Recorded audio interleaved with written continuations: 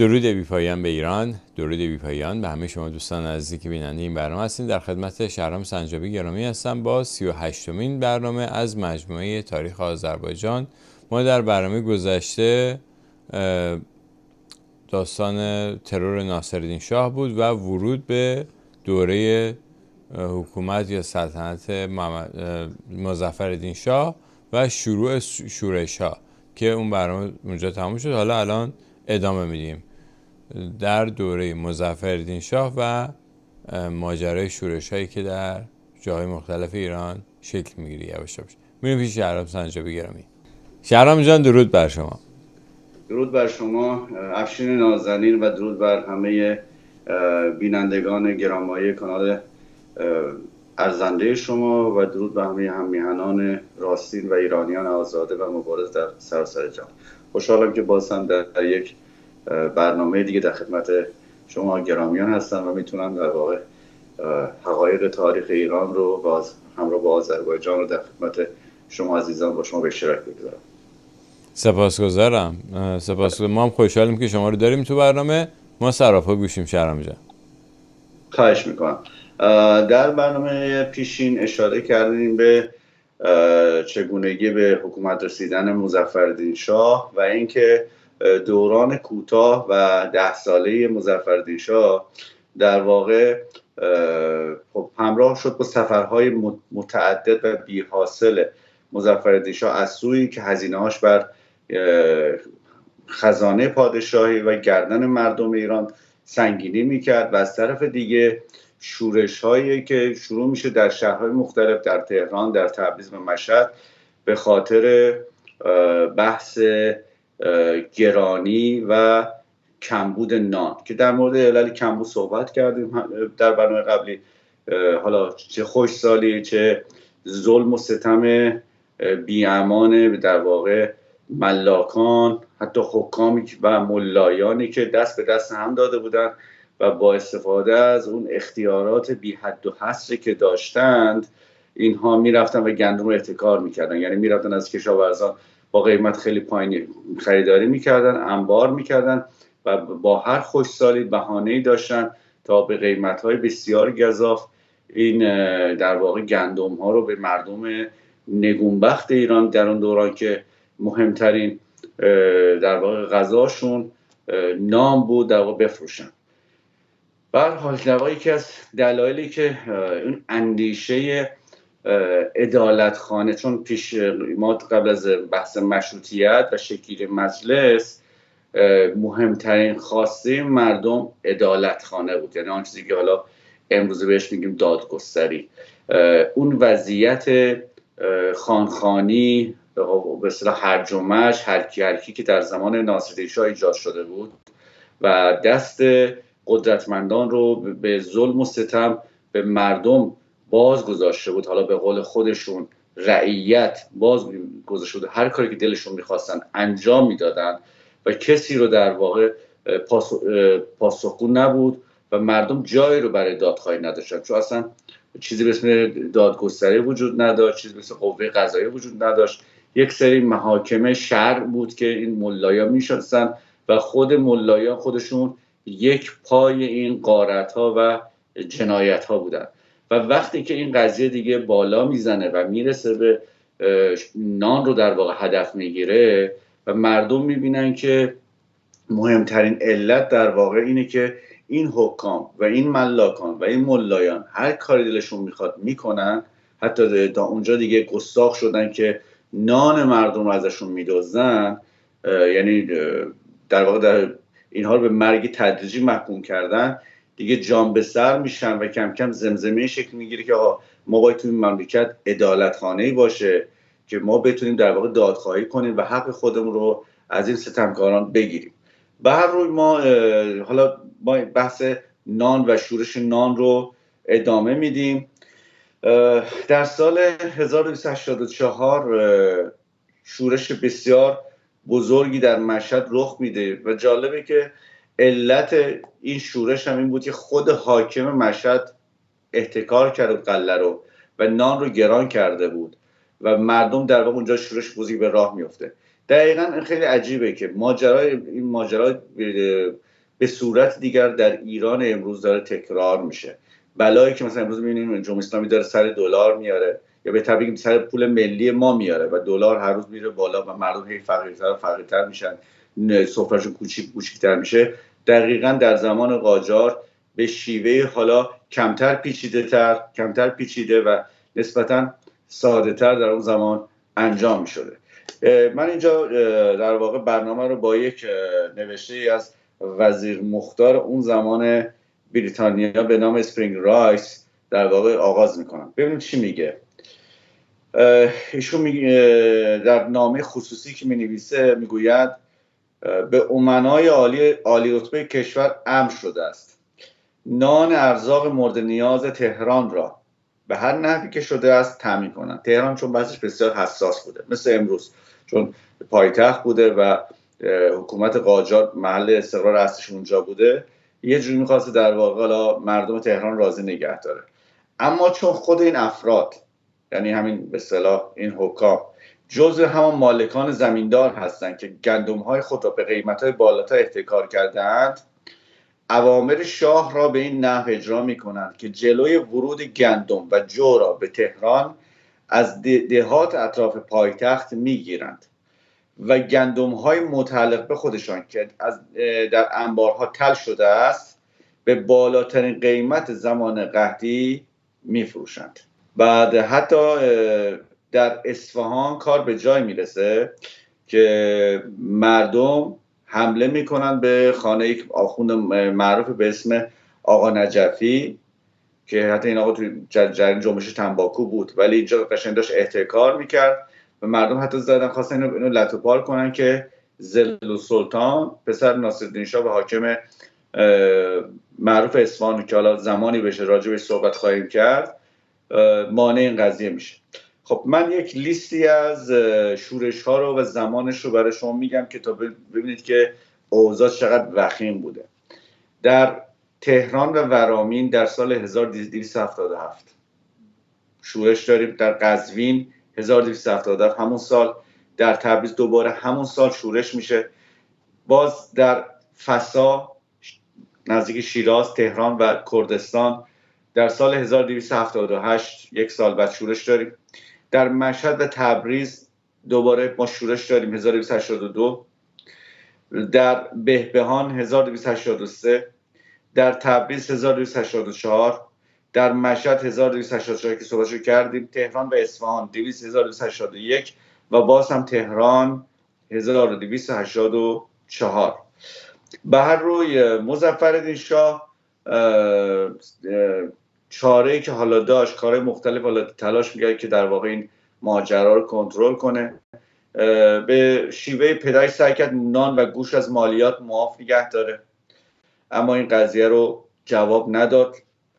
بعد عرضم به خدمتتون که حتی آمد در یک سالی ایشون آمد اولین بار ما سوبسید رو که در تاریخ ایران توسط مظفرالدین شاه انجام میشه، در واقع آمدن برای تهران، البته این کار رو کردن برای تهران، آمدن گندم رو هر خروار 20 تومن خریدند و به نونواها 10 تومن دادند که در واقع به دست مردم این رو در واقع ارزان رساند.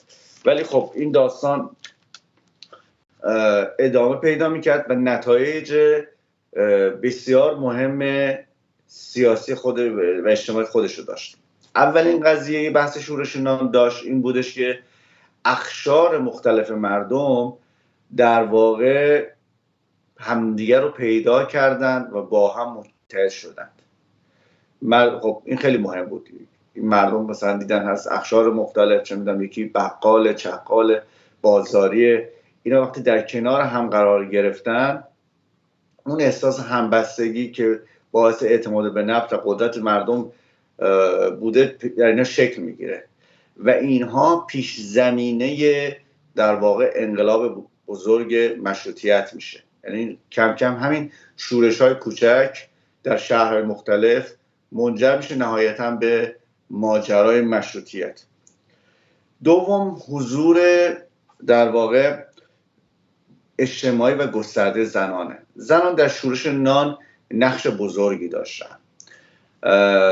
ما میبینیم چون اینها به خاطر ترس از به اصطلاح مرگ بچه هاشون، به خاطر که میدونن بچه هاشون دارن گرسنگی میکشه، دیگه از جان میگذرشن، اون احساسات مادرانه غلبه میکنه و باعث میشه اینها ترس رو کنار بگذارن و وارد میدان بشن. یک چیزی که زنها داشتن این بودش که معمولا سربازان و گماشتگان قاجاری جرأت نمی‌کردن اینها رو به راحتی مورد ضرب و شتم قرار بدن، چون این زنها در اون زمان یک حرمت دو طرفه‌ای داشتن. یعنی هم سربازان قاجاری احتیاط می‌کردن، میگفتن اینا خب درست نیست، زنه، نباید بهشون مثلا ما دست بزنیم. همین که از اینها متقابلا از خشم مردم میترسیدن که اگر ما مثلا به این زنها مثلا بخوایم حالا اتاکی کنیم، مورد ضرب شتم قرار بدیم، باعث خشم در واقع گسترده تر شدن خشم مردم میشه. برای هم خیلی رعایت میکردن. زنان هم از این موضوع استفاده میکردن و معمولا در جلوی اون صفی که حرکت میکرد تو تظاهرات قرار میگرفتن. حتی ما مثلا در یکی از شورش فسا هزاران زن جلوی ارگ حکومتی شیراز حتی اونجا وایستادن و تحصن کردن. حتی یک بار در سال 1278 آمدن در تهران، زنان تهرانی جلوی کالسکه شاه رو گرفتن و سد کردن. مظفرالدین شاه داشت میرفت باغ دولت آباد به اونجا در واقع استراحت کنه، جلوش گرفتن و اصرار کردن با یعنی اعتراض و اینا، منجر شد به درگیری که حتی این خدمه و حشم مظفرالدین شاه یک زن رو تا حد مرگ کتک میزنند. خب بعد از این ما دو تا اینجا این بحث شورش نان گفتیم تاثیر اجتماعی داشته. اول اون به اصطلاح اتحاد اقشار مختلف، دوم حضور گسترده در واقع زنان هست در جامعه، سوم در واقع اتحاد در واقع بین بازاریان و ملایان حالا مخالف حکومت، چون یک سری ملا بودن که با یک سری ملا درگیر بودن سر این احتکار و مخالف این احتکار بودن. این هم در واقع به هم پیوستن و این پیوستگی اینها توی دوره مشروطه خیلی کمک کرد توی ماجرای نهضت مشروطیت. خب ما حکومت به غیر از این که حالا میگم وارد این بحث سوبسید شد، یه کار دیگه هم که حالا میتونست انجام بده عزل کردن یک سری حال از حکامی بودش که سعی میکرد مظفرالدین شاه با عزل کردن اونها جلوی شورش ها رو، جلوی ناراحتی مردم بگیره و اعتراضات رو در واقع فرو بنشانه. خب با نگاه مثلا در سال 1277 شورش قزوین حاکم قزوین عزل میشه یا شخصی بوده به اسم صدق الدوله. در شورش باز همون سال در تبریز شورش اتفاق میفته و معتمد حکومت در اونجا عزل میشه، یک فردی بوده به اسم نظام العلما طباطبایی. باز در تبریز شورش تبریز در همون سال امیر نظام تبریز عزل در واقع حاکم تبریز عزل میشه، یک فردی به نام حسن علی خان امیر نظام. در تهران سال 70 شورش که میشه وزیر تجارت رو کنار میذارن و همچنین وزیر پلیس و سرتیپ قورخانه رو کنار میذارن تا مردم رو به اصطلاح آرام کنن. خب به غیر از بحث اتحاد، چهارمین چیزی هم که میشه گفتش که کمک کرد به مردم این بحث شورش ها، یعنی یک چیز مثبت ایجاد کرد، افزایش اعتماد به نفس مردم بود. یعنی وقتی مردم شورش میکردن و حالا میدیدن که خب توانستن فلان حاکم رو عزل کنن یا مثلا حالا به هر دلیل مظفرالدین شاه عقب نشست، این به مردم قوت قلب میداد. یک نکته مهمی بد نیست بدونید در مورد جمهوری اسلامی در واقع با مطالعه همین چیزایی که ما راجعش صحبت میکنیم، با آگاهی از زبانشناسی مردم ایران و حتی با چیزی که اتفاقاتی که در ماجرای 57 اتفاق افتاد، یه چیزی رو یاد گرفته که آقا من هرگز و به هیچ روی من نباید امتیاز بدم. ما اینو دیدیم، ما در مثلا قضیه کوی دانشگاه حتی یک نفر از خود این سیستم مجازات نشد و به ریش مردم خندیدن. فقط یک سرباز صفر بدبخت گرفتن به خاطر دزدیدن ریشتراش چیزش کردن، حالا یه جریمه براش گرفتن. یا مثلا در ماجرای مهسا ما دیدیم هیچ کسایی که مهسا رو کشته بودن بزنن هیچ مجازاتی نشد. این که در واقع حکومت اینقدر سفت و سخت وای میسته و پیش خودش فکر میکنه که آقا من اگر یک قدم جلو برم مردم 10 قدم پیش خواهند آمد و ایستادگی و سرکوب تمام عیار، خب اینها نمیدانن این فنری که جمع میشه و زمانی که دفعه پرتاب بشه در واقع چنان خواهد سوزاند، چنان نابود خواهد کرد که نه از تاک نشان خواهد ماند و نه از تاک نشان. و هر روی با یادآوری این مطلب ادامه میدیم بحث شورش ها رو. شورش ها وقتی گسترده میشه مردم این دفعه کم کم حتی خود شاه رو هم نشانه میگیرن. یعنی وقتی شعار ممکن بود به سمت یک حاکمی باشه، به سمت یک ملاک، یک ملایی باشه، در جاهای حتی خود مظفرالدین شاه هدف قرار میگیره که یکی از شعارهای اون زمان این بود که آبجی مظفر چرا نون گرونه، آبجی مظفر چرا گوش گرونه. حتی در مشهد شعار میدن که خدایا تخت سلطنت را سرنگون کن. و جالبه که یک سری هم از این قضیه استفاده میکنن. مثلا در تبریز یک شخصی به اسم شیخ سلیم واعظ تبریزی بالای منبر میرفته و میگفته که اگر به این مملکت مشروطه بیاد نان و گوشت فراوان میشه و ارزان. یعنی از این موقع استفاده میکرده و به اصطلاح تبلیغ میکرده به اصطلاح مشروطیتو. بعد نیست یه نوشته از که احمد کسروی رو در این مورد با هم دیگه مرور کنیم. احمد کسروی میگه که در مورد شیخ سلیم واعظ تبریزی میگه این مرد شیخ سلیم این توی در واقع یکی از بهترین منابع تاریخ مشروطیت همین کتاب احمد کسروی که خودش در اونجا حضور داشته و همه چیز با جزئیات کامل نوشته، کتاب تاریخ مشروطه احمد کسروی، این در واقع نقل از همون کتابه. احمد کسروی میگه این مرد شیخ سلیم چه در این هنگام و چه پس از آن با زبان ساده روستایی سخن گفته و داستان کمیابی نان به گرانی گوش را به میان آوردی و نویدها دادی که چون مشروطه باشد نان فراوان و گوشت ارزان در دسترس همگی خواهد بود. همون می نویسد امروز با دستور محمد علی میرزا در دکانها نانوایی چراغ روشن گردانیده و بهای نان را کم کردند. چون سالها در آذربایجان نان گران به کمیاب و خود مایه دلازردگی مردم شده بود، محمد علی میرزا میخواست با کاستن از بهای آن از مردم دلجویی کند و از گرایش ایشان به کوشندگان جلو گیرد. بعد ولی مردم به محمد علی میرزا پاسخ میدادند درخواست ما ارزانی نان نیست، ما مشروطه میخواهیم.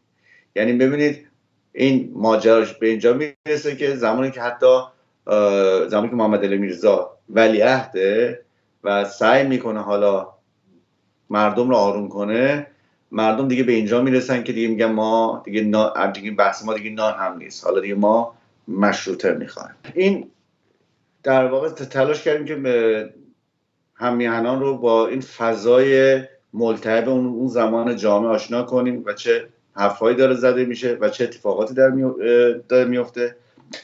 بد نیست در واقع اشاره کنیم به همینجوری که از قهرمانان بزرگ شورش نان، یکی از زنان بزرگ تاریخ معاصر ما هستش، یک زن مبارز و دلاور، یک زن تبریزی به نام زینب پاشا.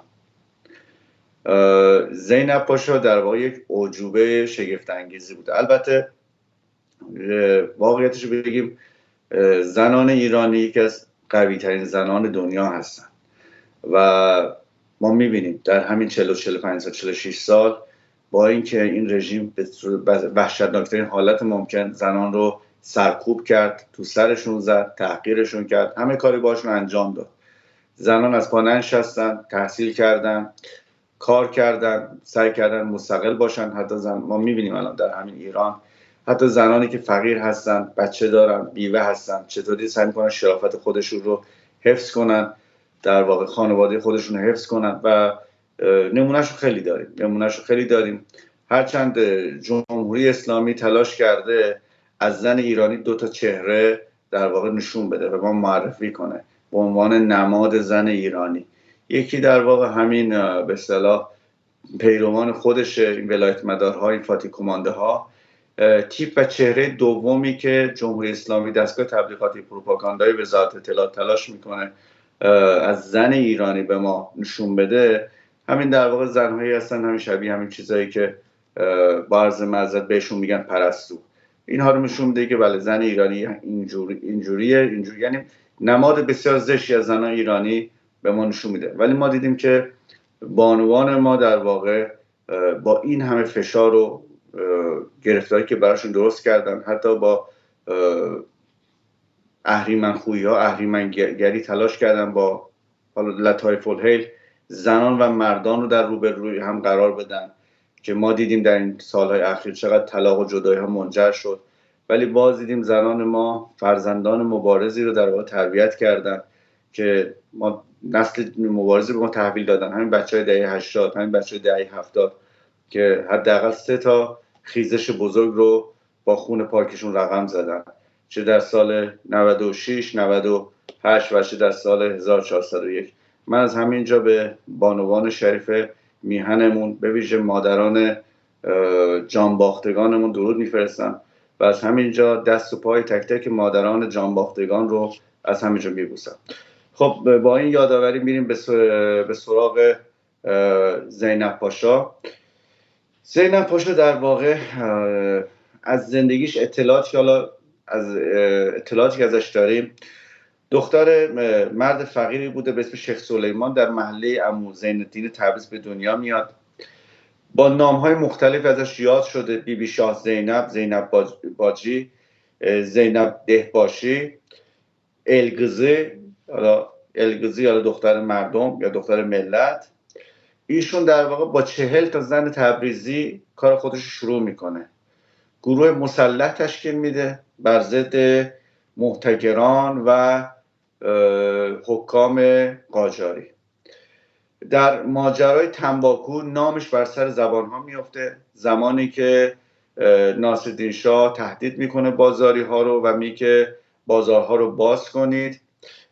زینب پاشا وارد میشه و اون گروه مسلح زنان خودش رو وارد میکنه و اینها با چماق حمله میکنن به حجرهای بازاری ها و اینها رو وادار میکنن که به اصطلاح حجرهای خودشون رو ببندن.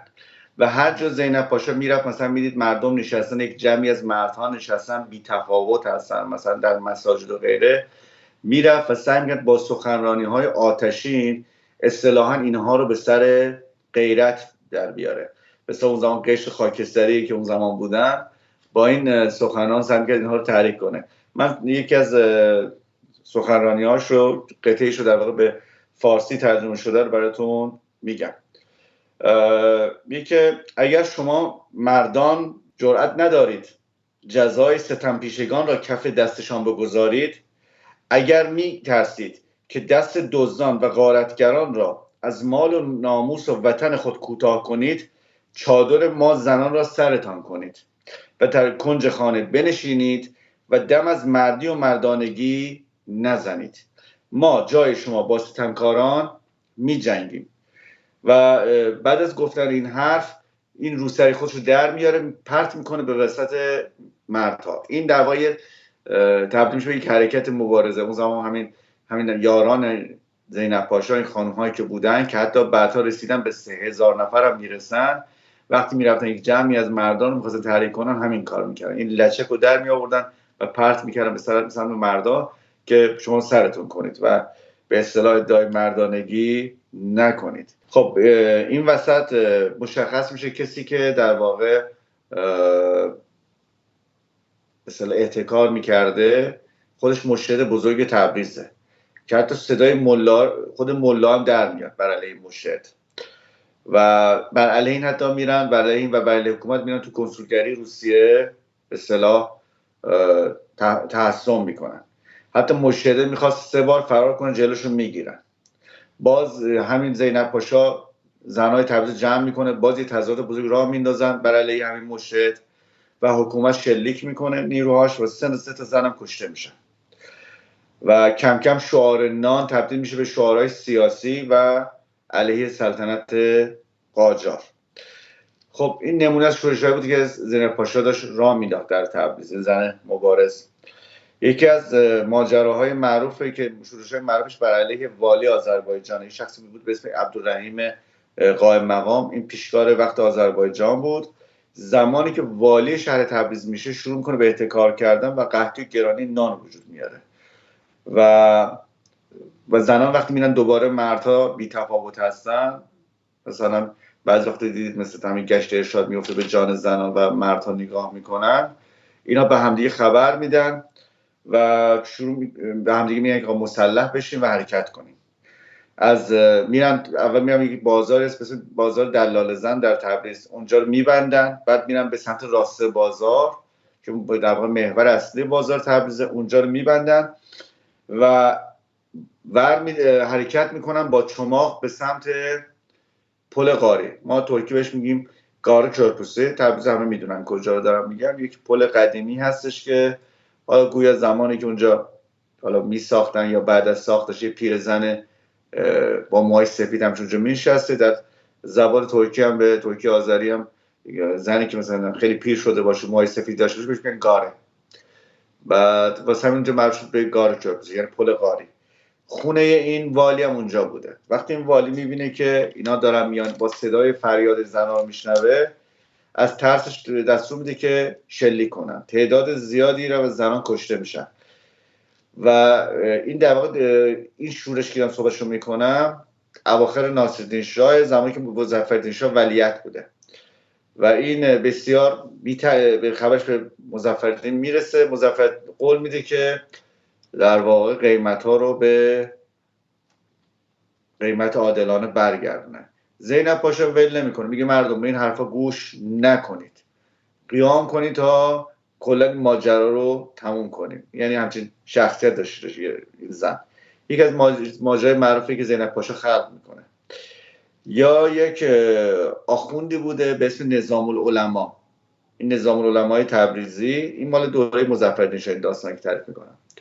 این اینقدر وقیح شده بودش که زمانی که شاه میگه که به این انبارداران که آقا غلاتون بفروشین که گندم ارزون بشه، این به شاه میگه اجازه بده من هر زمان که خواستم اجازه بفروشم، در واقع محصولات انبارامو بفروشم. خبر میرسه و زینب پاشا شروع میکنه با این خانم‌هایی که تو دستش بوده انبارای ملا رو شناسایی میکنه و جالبه مثل کاوه آهنگر که اون چرم رو از سرش باز میکنه، سر نیزه میکنه، زینب پاشا در واقع چادر خودش رو در میاره و از چادر خودش پرچم درست میکنه و مردم رو میندازه پشت سر خودش و حمله میکنن. انبارایی که قبلا شناسایی شده بود رو قفلاش رو میشکنن و قله رو بین فقرا تقسیم میکنه. یه همچین شخصیت جسور و نترس و مبارزی داشته. سرنوشت این زینب پاشا در واقع به اصطلاح متاسفانه چندان مشخص نیست. فقط اینو میدونیم که میره به سمت کربلا برای زیارت. اونجا گویا ماموران عثمانی مردم رو در اون مرز خانقین اذیت میکنن. این بار زینب پاشا اونجا یه شورش دیگه راه میندازه و به دردی که ماموران مرزی عثمانی فرار میکنن.